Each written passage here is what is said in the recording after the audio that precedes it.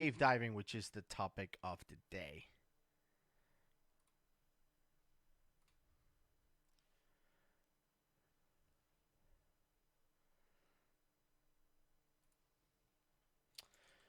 So,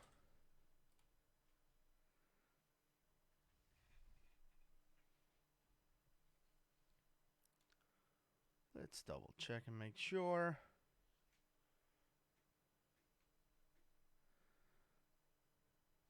All right. It seems like I am online.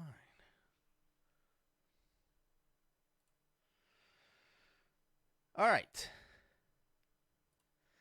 Well, thank you everyone for joining us today on this live stream. Hopefully, audio is coming out okay. Hopefully, everything is looking good.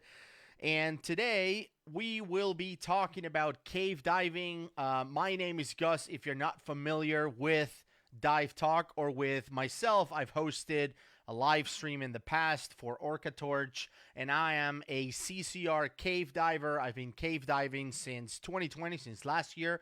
I got certified as a cave diver, and before that, I was a cavern diver. And I kind of made a progression along the way, and I'll be talking about that later on. But as I mentioned before, I am the co host of Dive Talk as well. So if you're not familiar with Dive Talk, we have a YouTube channel called Dive Talk. You can find us at divetalk.com. You can go ahead and check us out. We have a ton of interesting content rather about cave diving. Some of it is funny, some of it's scary, some of it just downright interesting. If you like diving, that's where you should go. And a few months ago, OrcaTorch just saw me talking about some of their lights. OrcaTorch happens to be the light that I selected when I became a diver a few years ago, just a regular open water diver, and I still have it. I still have my first light. This is it. The D520 is the light that I bought back then when I became an open water diver. I still take it, on dives with me, especially cave dives, and I'll talk about why.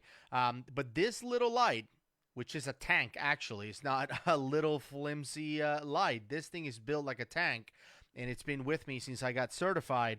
So I love these lights. They don't pay me anything to say this. I'm not, sponsored or whatever by OrcaTorch. I don't work for OrcaTorch whatsoever. I just really, really love their lights.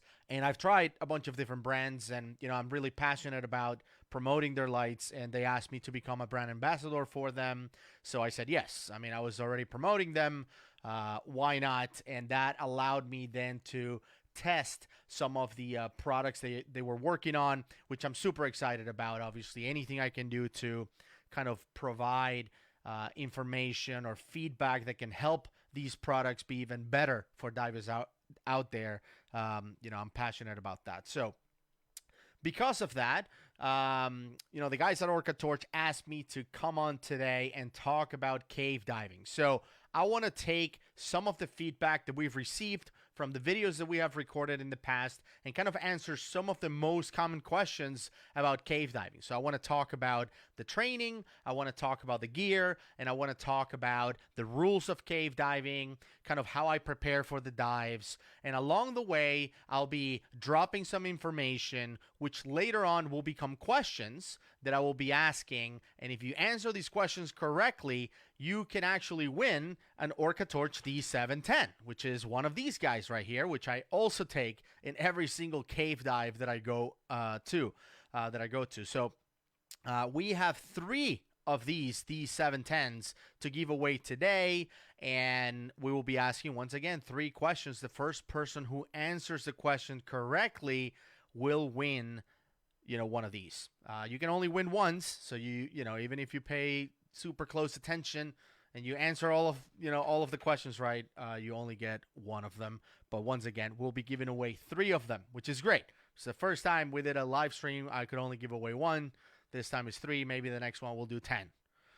Which is awesome because I love giving away stuff, especially when it's amazing stuff that will make people safer when they're out there diving. So, all right. So let's talk about cave diving. So I got certified as a diver back in 2018.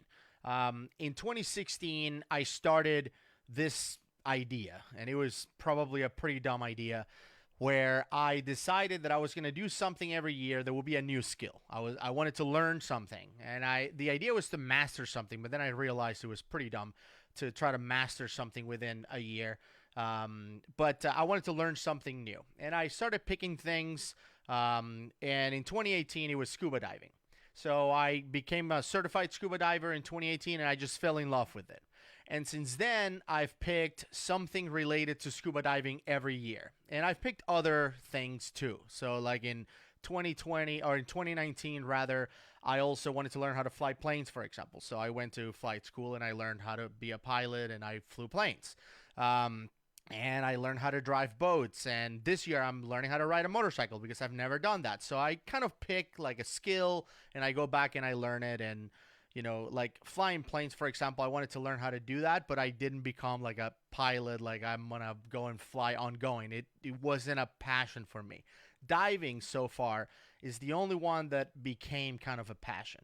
So in 2018, I became certified, got obsessed with it, dove almost every weekend, and every weekend I dove 3-4 dives a day, every Saturday and Sunday, sometimes on Fridays. If I could find a buddy to go during the week, I would. I've been lucky enough that I started my own business in 2014, so I kind of govern my own schedule so I can take time off whenever I want, and as long as I don't have a project or something important, of course, and go diving. So that's been super awesome for me. And so I started just logging dives as much as possible and learning a ton. And then in 2019, I met Woody, who's my co-host and Dive Talk. I was wrapping up my Master Diver certification, which is just open circuit, Master Diver. And when I learned about Woody, he was very similar to me in terms of, he likes doing all this crazy stuff. He was also a pilot. He likes to, go dive in rebreathers. He loves to learn, always learn more stuff. There's like never a limit. We always want to do more. And that, I kind of identify with that. So we bonded instantly. So I was kind of like, whatever you do, I want to do. So he was diving rebreathers. Cool. I want to learn rebreathers too. So I got certified as a rebreather diver in 2019.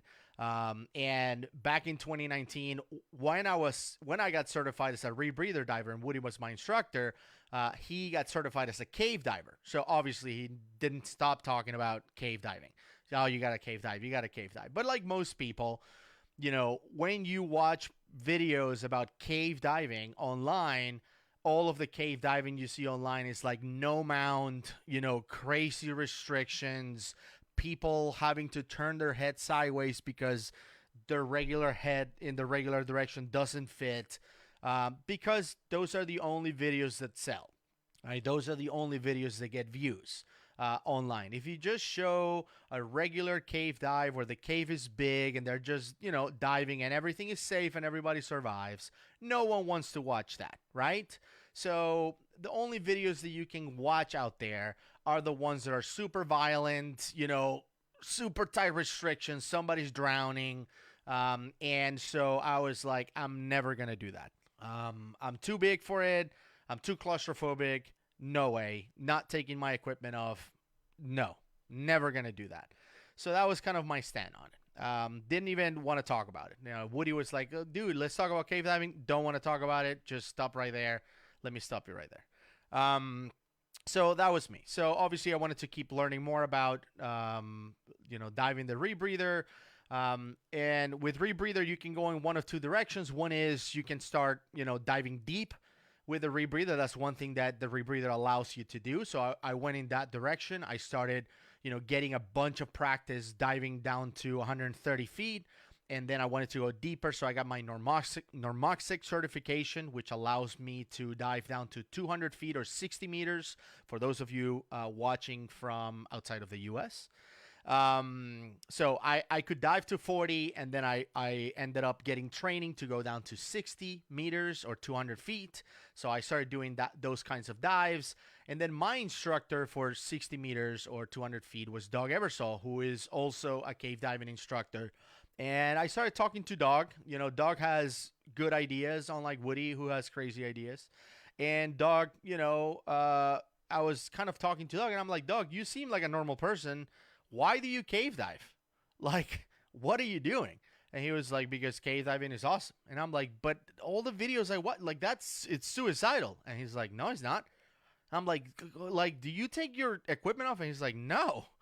And so I started talking to him, and he explained what it is. He explained the safety aspect of it and all of the stuff. And after talking to him, he kind of convinced me that it's something that I wanted to do. Um, and the the diving in caves part of it was kind of secondary to the skills. Once I understood that in order to safely dive inside of a cave, you have to gain all these skills, or you have to get the skills you already have and take them to such a high level, right? Like buoyancy and trim and gas planning, and don't panic under pressure, like think on your feet, and like all of those things, you have to take them to such a high degree, kind of like getting the black belt of diving. Once I understood that, that was way more attractive than the diving inside a cave. The diving inside a cave was sort of the byproduct of it. Like, oh, okay, so once I get all of these skills and I get that black belt of diving, I get to dive inside a cave. Cool. Like, okay, I get to do that, but like, who cares? Like, if I never dive inside a cave, it doesn't matter as much as getting all these skills. The skills is what I really wanted. So I think, I don't know, like a month or two after getting my Normoxic certification, I signed up for my cavern training. There are really, really big caverns here in Florida. I live in Georgia, which is right above Florida, for those of you who don't live in the U.S. or might not be familiar with this part of the world. So about 4 or 5 hour drive from us, you have cave country in Florida, which is populated with just a ton of caves and caverns. And there are some massive caverns here in Florida. And, I did my cavern training, which you gain a bunch of skills that are transferable to caves. And you don't have to have a whole lot of experience to take the cavern training. So I really, really enjoy that. I learned about line work, and in order for you to get the line work right, you have to get your buoyancy right. You have to get your trim right.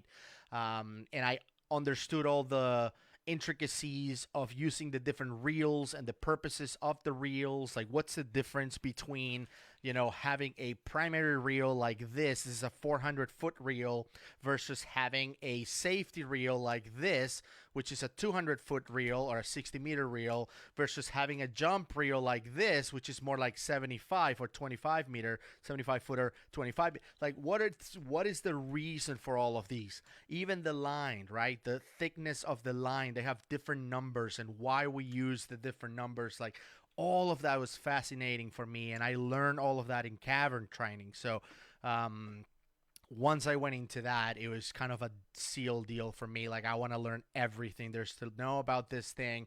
I fell in love with it. The skills and the knowledge was way more important than the cave diving aspect of it. So that's kind of how I fell into it. So before I get into kind of the training progression, I just talked about cavern. Let me pause for a second and see if there are any questions on Facebook, because I don't have even Facebook open. Really, really poor preparation from my side, so bear with me for a second, guys. Let me open this up. My assistant Woody is just out in Florida living his best life rather than helping. Okay, so let's see. There's a ton of comments here. Hello, everyone. Hello. Dive Talk is the best. Thank you so much. Julia is in the house. Thank you, Julia, for joining. Norman, let's see, 2 D530s on every dive. That's pretty awesome for Norman. Let's see. I don't see any questions. It's more like, people saying hi. Daniel, 2 a.m. in Germany. It's Friday, though, so I bet, you're having a nice beer watching this, so I'm jealous. I wish I was there. But thanks for tuning in, Daniel. Let's see. Really enjoy the 630. I do too. It's my primary light. I'll talk about the 630 in a second. Let's see. OrcaTorch ever consider a focusable version of the D630? I don't know what that means. The D630 is a very narrow beam. I think it's 7-degree narrow beam, if I'm not mistaken, either 7 or 6. It's very, very narrow, which is perfect for cave diving. I don't want them to change that, so don't mess that up for me, please. I love that. And I'll talk about why as part of this live stream. Julia, thank you for the shout out. She's saying, I hope you win a light today, Julia. If you're paying attention, take some notes because you might be a winner today. All right, so I don't see any questions. Let's keep going.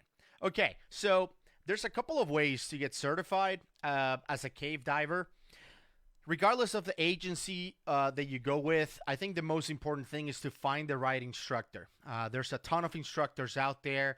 Depending on the instructor that you go with, it will get tougher, or easier. Some instructors have higher standards. Every agency has kind of like minimum standards, but then the instructors themselves will have another set of standards. For example, my instructor for cave diving, Doug Ebersol, I remember that he didn't really care that much about my numbers. Like my numbers with a rebreather were above whatever the minimum standards, but he wanted to dive with me. Doug wasn't my rebreather instructor. When I met Doug, I was doing my normoxic class. So he was sort of like, okay, like I'm a new guy. And by the time I'm doing normoxic, I already had I don't know how many hours on the rebreather, I don't know, like 50 hours, or I don't remember. But, even though I had a ton of experience on the rebreather, I didn't have it with Doug. I had never dived with Doug. So Doug was sort of like, I don't care what the minimum requirements are or whether you have them or not. I want to see you dive before I train you, right? So we did a bunch of diving, and then Doug was like, okay, let's go do some cavern training. I think the minimum requirements for cavern training is something like 10 dives. Like, you can start doing cavern training very, very early in your dive career. And, of course, those 10 dives are on whatever equipment you decide to dive. I personally decided to dive on a rebreather. Most people decide to go into cave diving on open circuit. I've never done that. I've never gone diving into a cave in open circuit. I don't like the idea. I'm sure that if I did a lot more side mount diving, I would be more comfortable with it. I never did that. I went from single mount or single tank, back mount, open circuit to rebreather. I never went open circuit tech, like doubles or side mounts or anything. I overstepped. I went from, regular tank on my back, loving life at 30 feet to rebreather.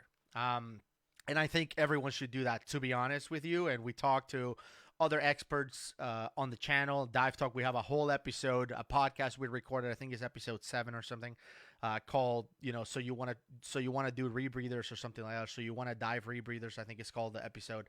And we had an expert, Georgia Hauserman, on the show. And she said, I don't recommend people go open circuit tech before they go rebreathers. They should go straight to rebreathers, because a lot of the things you learn being a tech diver in open circuit, you're going to have to forget to go on rebreather. So anyway, long story short, the configuration that you will be using to dive in caves, you have to have these minimum requirements. So all I needed was like 10 dives on the rebreather. I had way more than that. So I was good for cavern. So I go into my cavern class, and I remember my cavern class started the day that I finished my instructor, like my open circuit instructor thing.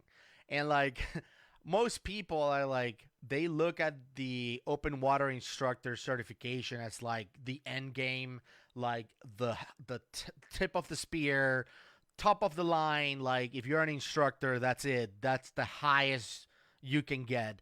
And to me, it was like, once I learned all the things you had to know in order to do safe cave dives, I couldn't wait to get the instructor stuff out of the way so I can really focus on this other stuff.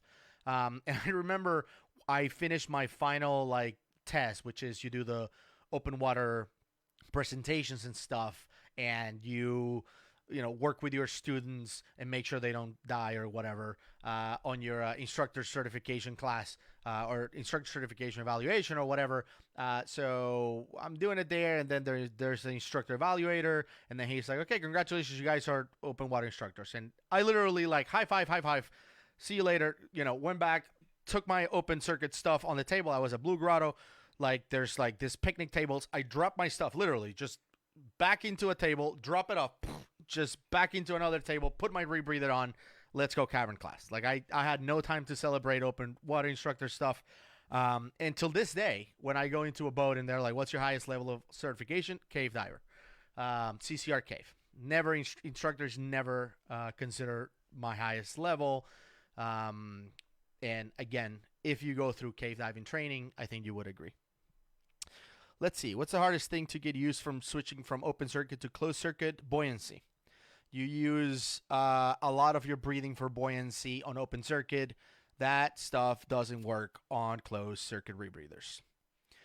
So that's an easy one. So if you are an expert diver, I was already a master diver by then. I had like 250 dives or something when I did my rebreather dive training. So I was very, very used to open circuit. I wasn't thinking, you know, I just added air, breathe out, whatever. Like I control my buoyancy without thinking. It was automatic. When I got on the rebreather, I was all over the place. It was like open water class all over again. I would hit the floor, like went up to the surface. Like it was just a complete disaster. Very frustrating. And I think most people that do rebreather training feel like they just wasted whatever thousands of dollars they paid for the rebreather on the first class. You feel like it was a total waste of money.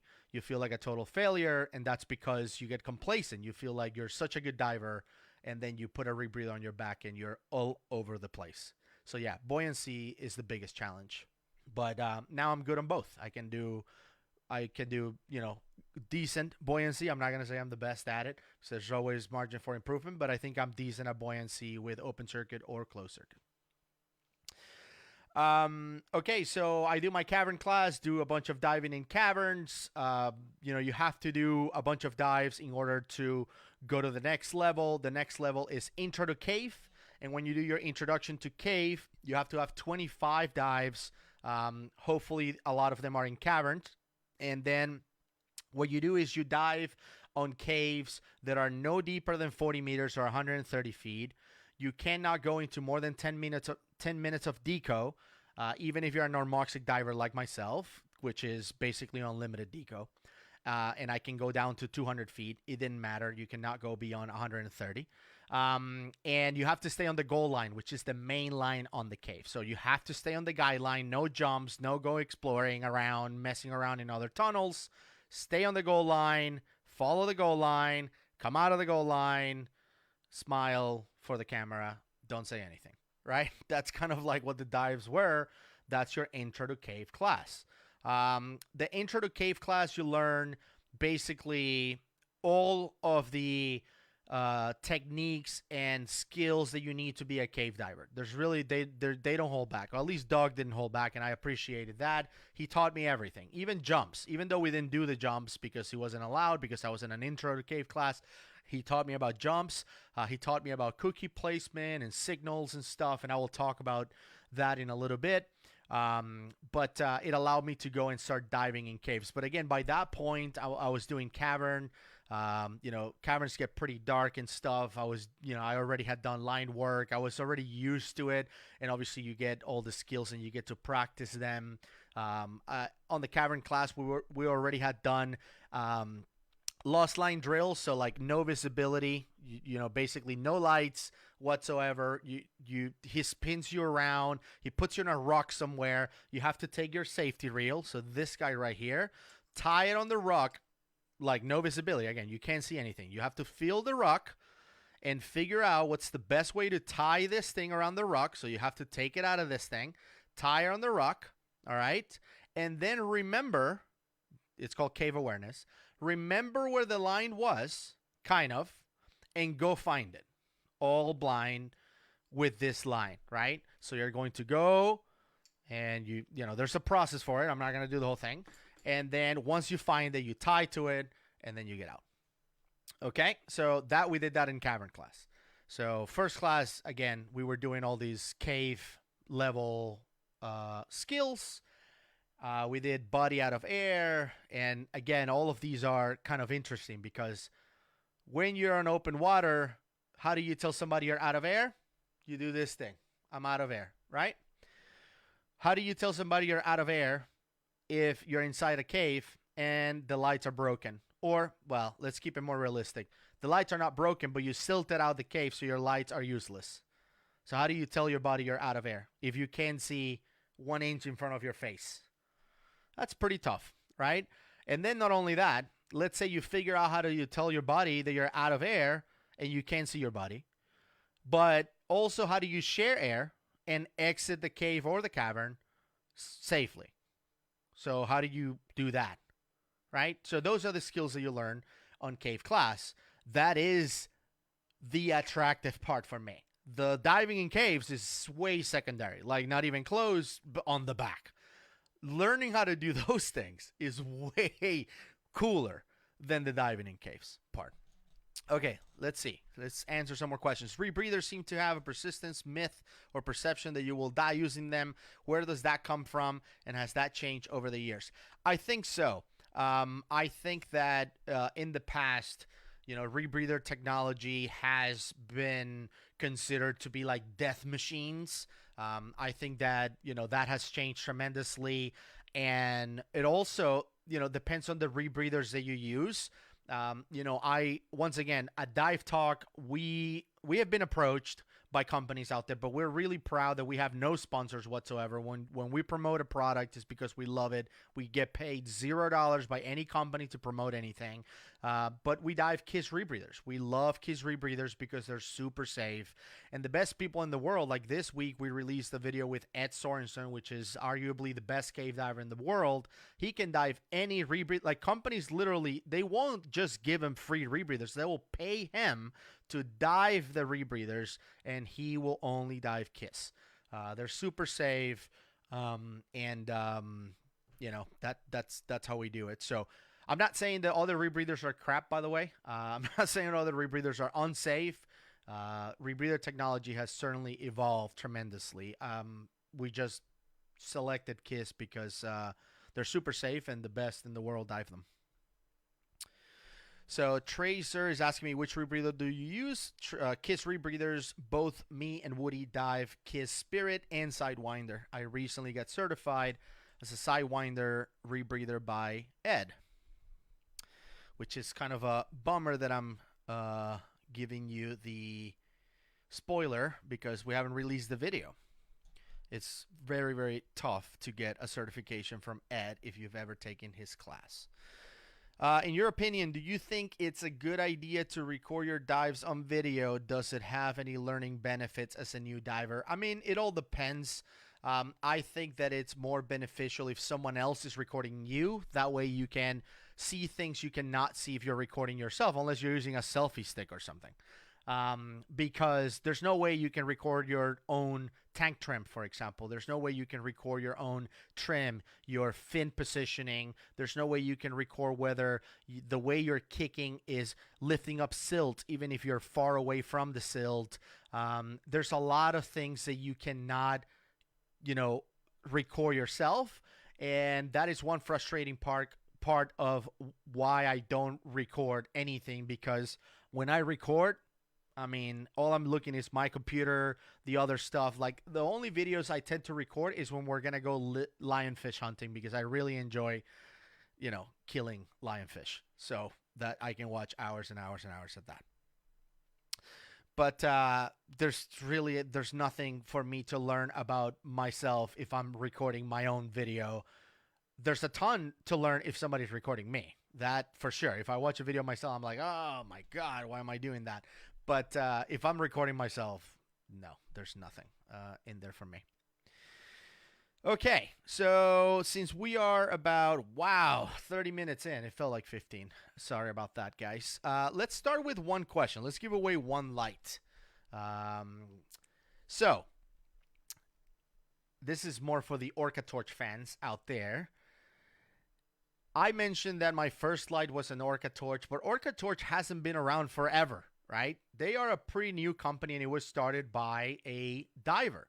So the question is, what year was OrcaTorch founded?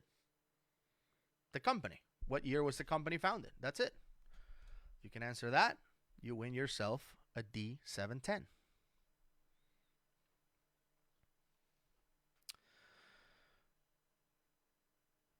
Well, people are researching and the answers are coming in. All right. Christopher Overend said 2014, which is the right answer. So Christopher Overend, you win a D710. Congratulations.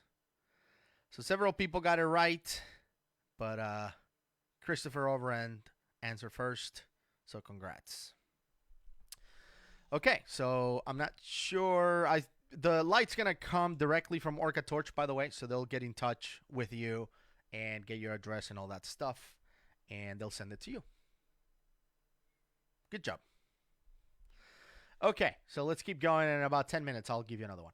Okay, so after I got my Intro to Cave certification, I went and got my Tech Light certification, and this is kind of like an in-between certification as you gain more experience. What the Tech Light certification allowed me to do was to dive in deeper caves, because the Intro to Cave certification allowed me to dive in caves up to or down to 40 meters or 130 feet. Tech Light allows me to dive down to 160, and I can go beyond 10 minutes of deco. I can also use trimix. So caves that are a little bit deeper, I can actually dive in. So I decided to take that class just so it can, open up more options for me in terms of caves that I can dive in that can go a little bit deeper than that. For example, the caves in the Bahamas in Abaco can go down to 150 at some points. So I wanted to have the ability to be able to do that. And again, I did that in my way to get my full CCR cave certification. At some point, after doing more dives and dives and dives, I was able to qualify, and Doug thought I was ready. I did a bunch of diving with Doug around that time, and Doug thought I was ready. Not only I had the minimum requirements, but skill-wise, he thought I was ready for me to do my full cave diving class or finish it, which was like 2 or 3 more days of diving. And then finally, I was able to finish my CCR cave class, which meant that I was able to, do everything basically. I could go into any cave and do any jumps and, basically do a successful dive without any limitations other than my other training. For example, I was still a normoxic diver, so I couldn't go beyond 200 feet. So, those limits are still in place, but I wasn't limited to just the gold line any longer. I wasn't limited to just, certain gas mixes. I wasn't limited to whatever. Now, I did my training like that. We had Mike Young, who has been on the show several times. One of, in my opinion, the top 3 cave divers in the world. Mike also agreed with this approach to training. Get cavern certified, then Intro to Cave, then Cave Diver, and again, just gain a bunch of experience with every level. Don't rush through it. He mentioned that. But Woody, for example, decided to go 0 to hero and go and do all of it at once. He spent like 2 weeks in the Bahamas. He got trained by Brian Kaycock, who is, once again, part of that top 3 cave divers in the world. Amazing, amazing cave diver. And he got his certification from Brian Kaycock, which is amazing. Really tough instructor to please, of course. So he actually did it. Way more impressive. I had a chance to practice along the way and kind of like tweak my skills and get better with buoyancy and go back and do another class and do some more diving. He didn't have a chance to do that. He went and did all of it all at once for like 2 weeks in a row. That's badass. So he did awesome. All right, here we go. Let's see. What other questions? All right. 2 more chances to win. Glenn is saying, I already forgot all this stuff. All right, so let's get into the cave dive part of it. I'll try to speed it up so this live stream is not 3 hours long. So when we go to cave diving, we do a lot of planning. Everything we do follows the 5 golden rules of cave diving. And the 5 golden rules of cave diving are very, very simple. You learn them, during your cave class, and you never forget them. The first one is training, all right? You have to be trained in order to cave dive. You have to be a trained cave diver. But not only that, depending on the cave, depending on where you're going, you have to have that training too. If you're going to a cave that goes down to 180 feet, or whatever that is in meters, you have to be trained to handle those depths. You can't just go into whatever cave just because you're a cave diver. And also, by the way, and I mentioned this on the Dive Talk channel before, cave divers are not superhuman. We depend on gear as well when we do these cave dives. So just because I'm a certified cave diver doesn't mean I can just show up with a single tank and a BCD and a pair of fins and just do a cave dive safely. I can't. I need all of these different things together in order to do it safely, and those things are covered in the 5 rules, the 5 golden rules of cave diving. All right, so Julia has the acronym, 2 girls all day long. Yes, I don't know who came up with that, but that's the way to remember it. But yes, so T is for training. The second one is guideline. You always have a guideline to the surface. Now, this comes up often in Dive Talk. People are always asking, well, how come you don't just attach yourself to the line? We don't do that. We're not line divers. You're not diving where the line is right next to your face, right? And you're diving and the line is like, oh, it's right there. It's right. Oh, here's the line. No, we're not diving like that. That's not how a dive. It wouldn't be enjoyable, right? If the dive was like that. You just have to be aware of where the line is. And that's why you do lost line drills and lost line procedures, because if you lose it, let's say visibility goes to crap in 2 seconds, you know where the line was and you can go get it, right? So we know you're supposed to have cave awareness. You know where the line is. Like, you're going into the cave and because the line is kind of out of the way. You don't want to have it like right through the center of the cave. That would be very inconvenient. So it's always like on the bottom right or on the top corner, right all the way to the corner, or on the left, or whatever it is. So as you're going in, you know that the line was on the bottom right, let's just say. So if I as I'm diving in this tunnel, lose visibility, all I know is I'm going to go down, I'm going to tie in a rock, and I'm going to go right, because I know that as soon as I hit the wall, it's going to be right in the bottom. I have cave awareness.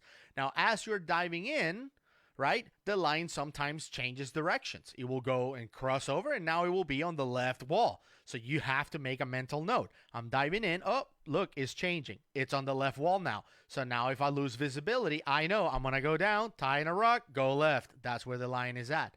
And then, of course, you will use your brain if that happens and know that if you hit the wall and there's the line, where's the exit? Well, because I was coming in and the line was on the left, I guess I go that way. It's pretty straightforward. Like, this is not, rocket science over here. Once you do it a bunch of times, you kind of get it. You just have to remain calm and everything just kind of works out. Okay, so we have a guideline to the exit. In most caves, the goal line, which is where the cave starts basically, is not available. It's not outside in the open water. So typically what we do is we start with a reel, which is something like this. This is a primary reel. It's a 400 foot or 120 meters reel. We tie this on the outside. So the idea is when you get to the end of the line, you can just go straight up and you'll be out in the open water. Okay, so we tie that in a log or a brick or a rock or a whatever, right? And from there, we'll run it all the way to the goal line. Along the way, we will be doing secondary tie-offs, right? Keeping the line out of the way. Once again, this is not like I tie it on a log and then I run it without any, rhyme or reason all the way to the goal line. We are doing tie-offs along the way, and you'll learn how to do that in cave class. And I kind of joked around about this in one of the Dive Talk videos, which is one of the things that I look forward to the most during cave class, was to finish cave class, because during cave class, you're the line guy on every dive, and it gets old very quick because you're doing a lot of line work, a lot of tie-offs, a lot of it. At the beginning, you're excited. You're like, oh, cool. That way I get to practice more. Yay. And you're tying and you're tying and you're tying. By dive 12 or whatever, you're like, damn it. Can somebody just, please, I hope I wake up with like hand paralysis, and Doug just feels like doing this today. I don't want to. Yeah, you're like over it. Is it appropriate to get cave certified without being trained certified in planned decompression diving? Is that critical contingency skill to have on hand in caves? You don't have to. You can just stick to shallow caves.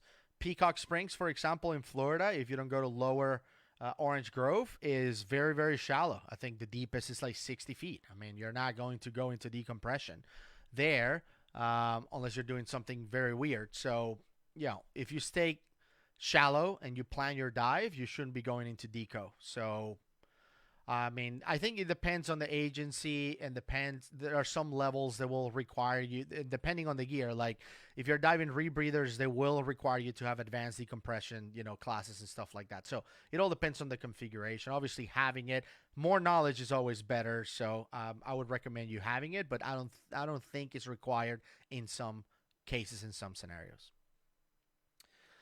All right. Okay, so we were in guidelines. So the next one is A is for air. Okay, so air is having, not only the right amount of air, but the appropriate air for the depth that you're doing as well. And depth is the next one, so we'll be talking about depth in a second. But having the right amount of air, you have to plan your dive. And this is obviously way more important for people that are doing open circuit. They follow the rule of thirds, in which they use 1/3 to penetrate the cave and then 1/3 to come out, leaving 1/3 for contingencies, for emergencies, whatever that is. We dive rebreathers, so actually the air that we bring into the cave is mainly for bailouts, right? If something happens that will damage our rebreather in a way that we cannot use it, and now our rebreather becomes useless, so we have to use our tanks as a regular open circuit diver. We have to come out. That's where the air it's going to be needed, basically. It's a bailout tanks. So because of that, we typically have to carry the air that we carry into these cave dives. We don't really use. We only use them in case of emergency. But we still have to plan for the worst case scenario. If our rebreather fails in the deepest point of this cave, right, and we have to swim out on open circuit, how much gas do I need to bring with me? And depending on how much gas you're willing to bring with you is how deep inside the cave you can go. If you want to go deeper into this cave, you have to bring bigger tanks, right? I have, I think, 11 or 12 tanks that I own. Even though when I became a diver, I always said, I don't understand why anyone would ever own tanks. You can always rent them. Now I own more than 10. But I have steel 50s and steel 85s that I use depending on the dive that I'm doing, right? So if I want to go super deep into Ginny Springs, for example, 3,000 plus feet, I have to wear my LP85s because I don't want to be staging tanks along the way, meaning dropping tanks off that I would have to use in case of emergency. So we use planning. We plan our gas for that, right? And that is connected to the next rule, which is D for depth, okay? How deep is the cave? You have to have the appropriate gas. And not only that, having the appropriate gas to breathe at that depth, but also for deco purposes.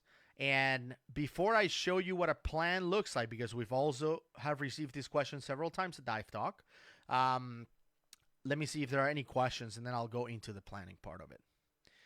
Let's see.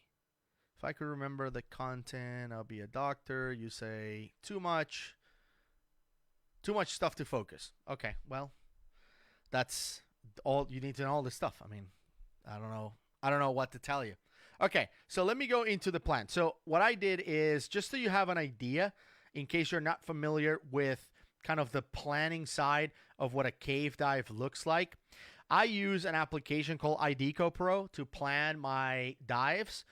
You can put in, basically how deep you're going, how long you want to stay there, and, what type of dive you're doing. So you can even put, I'm doing a cave dive, and it's a CCR, or a closed circuit rebreather cave dive. And the application will tell you Well, this is how much gas you're going to need and what type of gas you need.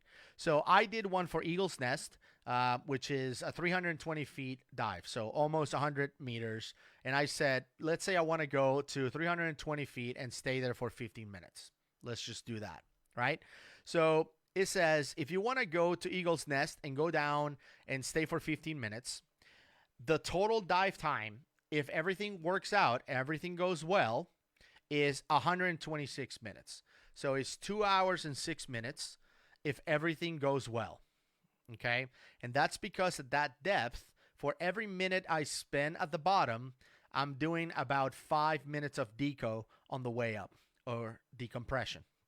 Okay? So just to spend 15 minutes at the bottom of Eagle's Nest, I'm looking at over 2 hours of dive time. That's assuming everything goes well.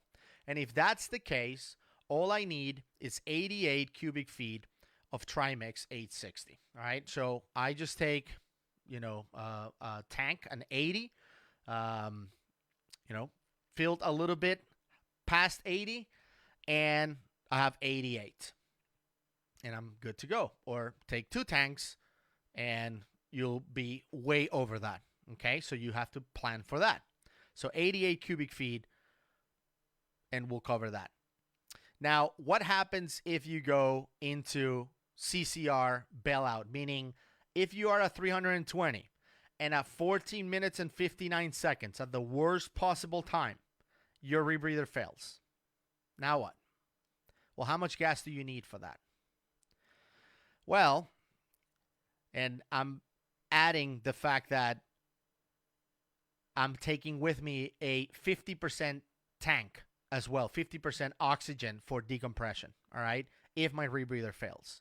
Now it says instead of 2 hours and 6 minutes, instead of 126 minutes, my dive will now take 229 minutes, all right?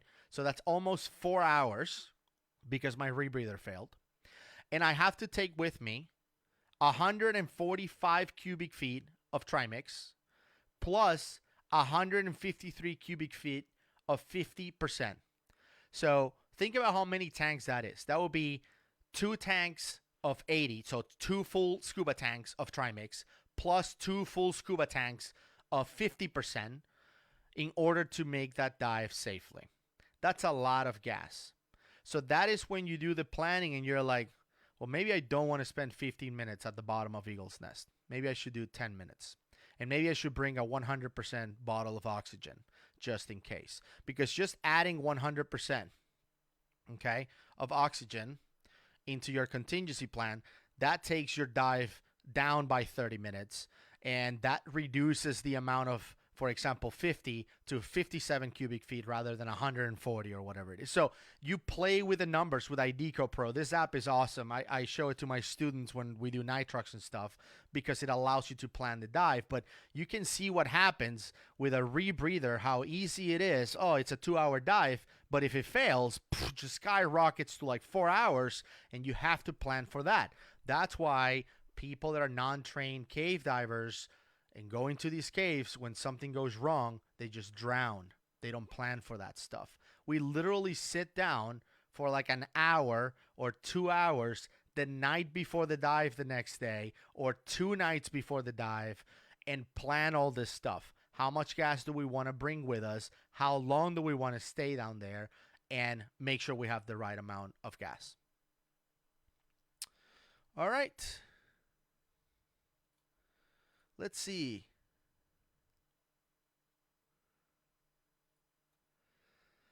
All right. IDECO Pro is the name of the software. All right. Let's ask another question. Another question for another light.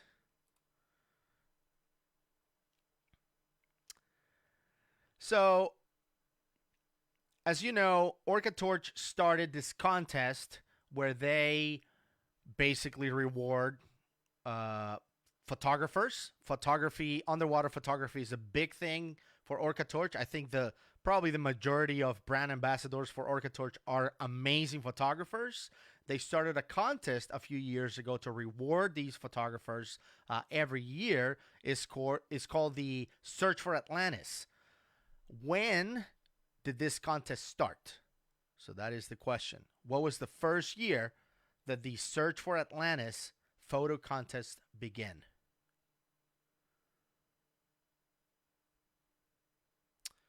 Let's see who answers this one right and wins the second D710.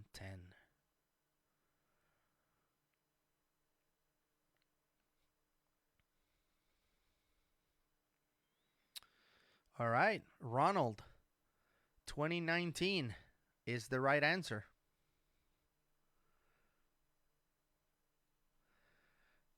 2019. Good job. Ronald is the winner.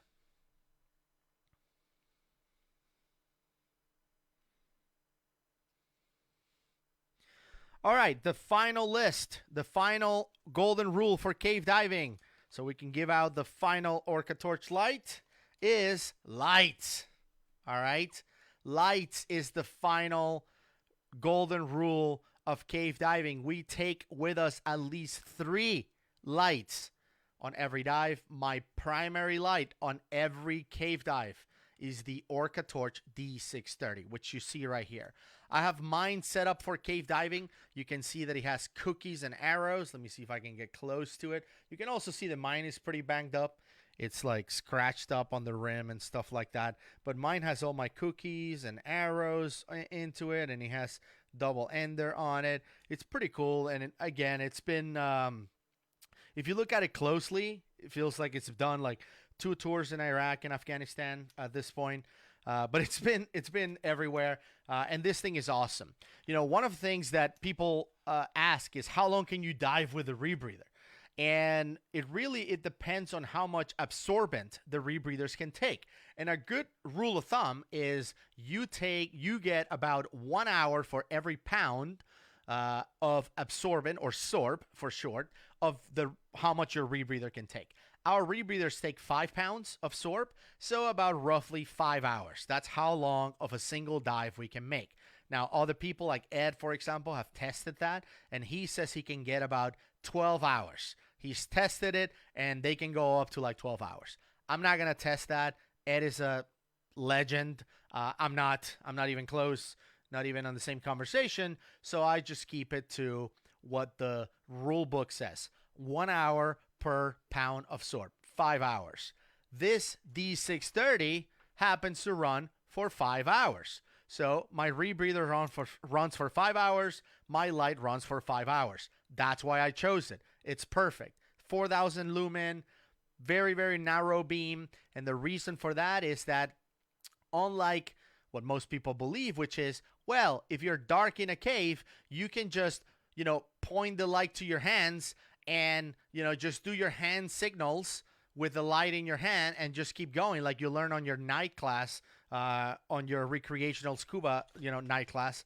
That doesn't work in caves, because in caves we go single file, especially if there's flow. Like if you're diving at Ginny or Little River or Jackson Blue, which we were diving last week with Ed, which is ridiculous. It's the most flow I've ever been to. If you turn around, like if the guy who's in front just turns around to see me like lighting my hand, doing hand puppets, he's just gonna run into my face, because we can't light up our hands. That's not a thing. All of the signals we do in cave diving, we do with our lights.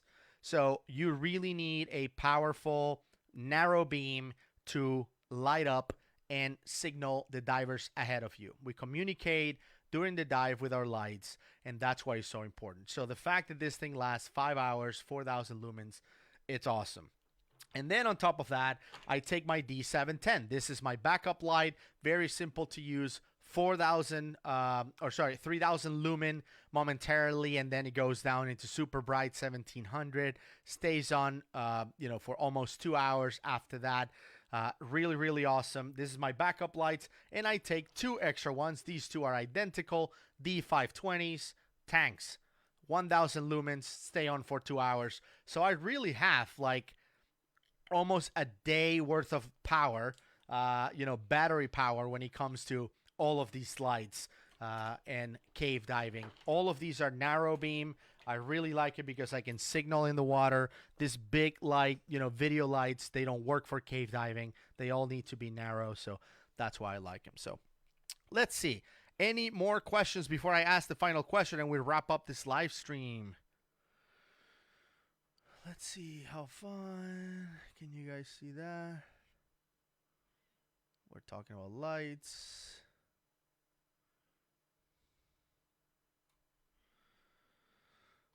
Okay. So, I don't see any questions for me. So, final question.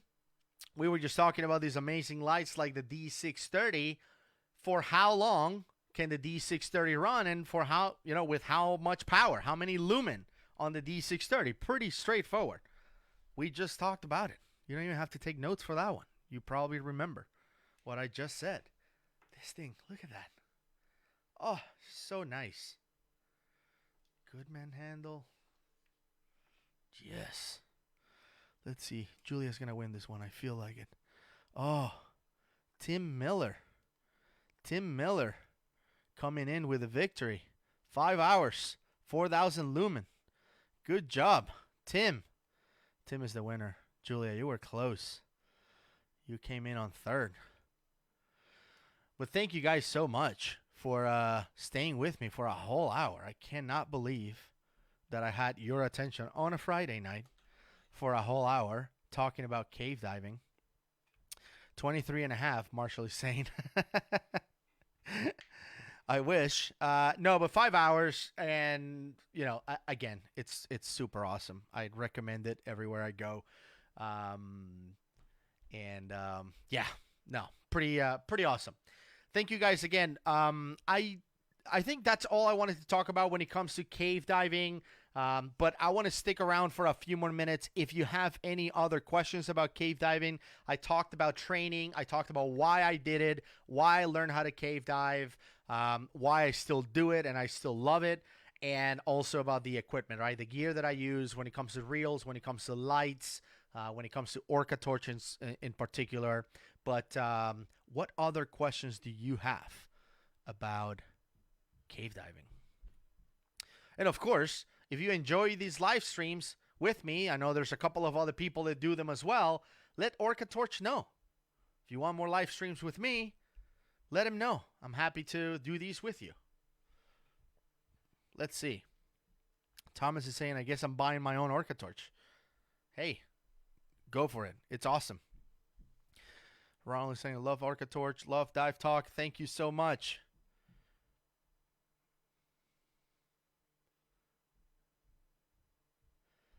Great podcast. See you in Cave Country. Absolutely. See you there.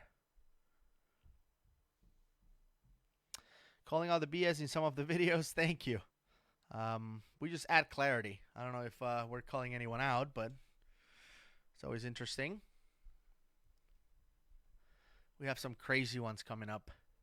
If you haven't seen the Ed Sorensen video, you guys should definitely check that out. And by the way, subscribe to OrcaTorch. These guys do a great job with some of these videos and reviews, especially if you're a photographer. They do a great work talking about tips and tricks when it comes to photography. So we are subscribed. Dive Talk is subscribed to OrcaTorch, and they do a great job. Let's see. Who else? Any more questions? Final words? Final minute?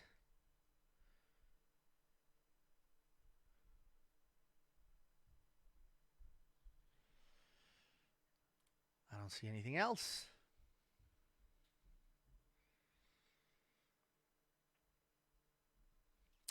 All right, guys. I guess we'll end it right there. 1 hour live stream in the books. Thank you so much. Congratulations to all the winners and to all of you who subscribe to Dive Talk. I appreciate you guys tuning in today, asking all the questions. Sorry to everyone who I annoyed with all the facts and stuff. I'm just super passionate about this stuff and just sharing everything I've learned over the last couple of years. As you can tell, I'm excited to share. And if you enjoy that as well, make sure you subscribe to Dive Talk and subscribe to OrcaTorch. And we'll see you on the next live stream. See you then.